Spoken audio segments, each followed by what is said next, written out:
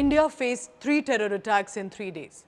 Targets were Hindu civilians, Hindu pilgrims, and the armed forces. Pakistan-backed jihadists trained and equipped, infiltrating the Jammu region, which is India's international border with Pakistan. The first incident was timed as per occasion, as India's Prime Minister was taking oath for the next government, and with the people mandate as Narendra Modi and allies entered into the third term. Terrorists butchered devotees who were returning from the Shivkhori temple in Jammu. As a result, 9 innocent people died, including a young mother, Pooja Shali, and her 2-year-old toddler, Kittu Saini, who were from Jaipur, Rajasthan. A teenager, 14 years of age, from Uttar Pradesh also lost life. Over 30 were injured. The terrorists had shot the bus driver, Vijay Kumar, and the bus fell into a gorge. And the terrorists continued to fire, even at children. Listen to what an eyewitness told India Today television. उसी समय terrorist attack हो गया, बस पे तड़ातड़ गोलियां चलने लगी चारों तरफ, अनियंत्रित हो गई बस जो है तुरंत खाई में जाके गिर गई, करीब 3-4 बार जो है पलटते हुए गई है अंदर। इसके बाद जब वो नीचे गाड़ी गिरी है, इसके बाद करीब 5-6 मिनट तक उन्होंने जो है फायरिंग की है। The next morning, 2 statements come from Pakistan. First, Pakistan Prime Minister Shehbaz Sharif. Felicitations to Narendra Modi on taking oath as the Prime Minister of India. Then hours later, former Pakistan Prime Minister Nawaz Sharif said this: "Your party's success in recent elections reflects the confidence of people in your leadership. Let us replace hate with hope and seize the opportunity to shape the destiny of 2 billion people of South Asia." Oh, so now we are South Asia, not India and Pakistan. This statement was odd. One, because it came 6 days after India's election results. Most allies and frenemies had already wished Prime Minister Modi by then. This is a usual diplomatic protocol. 2, the statement came as India was in shock and in mourning due to Pakistan-sponsored terror attack. And third, Nawaz Sharif's statement said, as I reiterate here, let's drop the hate, let's become friends again. Like, don't really be angry about what unfolded in Jammu region. Forget it, chill, let's move on. Was this in good faith? Or was this a taunt aimed at India? Many political observers pointed out that this was not simply a coincidence by Pakistan leaders. With Pakistan and specifically with Nawaz Sharif, India has a certain history. In February 1999, Prime Minister Atal Bihari Vajpayee decided to take a historic bus ride to Lahore, signed a declaration and sent out a decision for a peace initiative.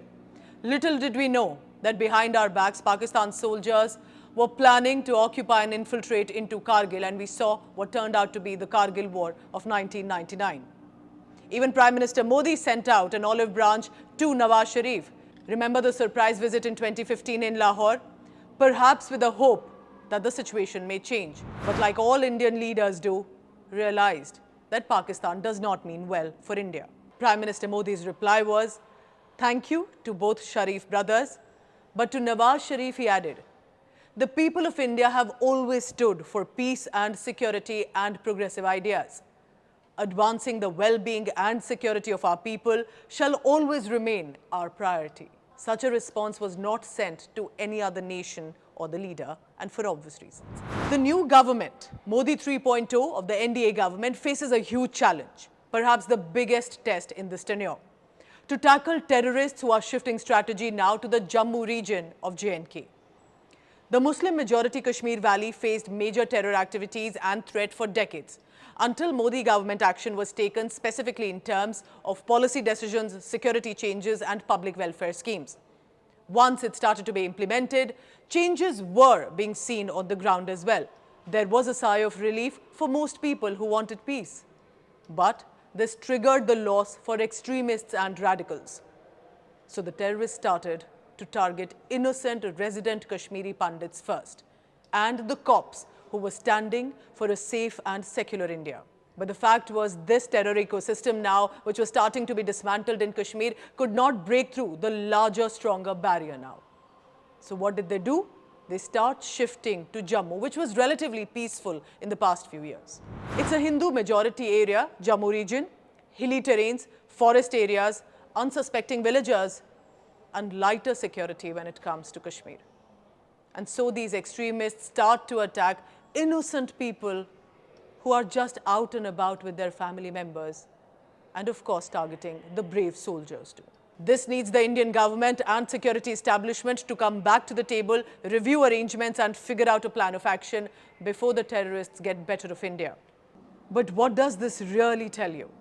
Here is India, a positive vision to develop, policies that aim to benefit all, peace for a conflict-torn region, leading the top global organizations, being acknowledged for space missions to economic stability even during the worst times. That's how India is being known in the world today. And Pakistan, still thriving on the age-old negative push, not able to handle their own situation, their own people, but still intend to provide sophisticated weapons and train radicalized men to come and kill our innocent people, not even sparing children like we saw in Reasi. And they're expecting friendship in the name of South Asia? Can the world not see what is happening and unfolding? Look at India's restraint too. Note how India invited ally neighbor nations to the oath ceremony. India has been assisting smaller nations in the global south to prosper together. India is trying to stay stable despite problems within and flourish as a nation power. India has no enemies really, barring this one nation. Thank you for watching.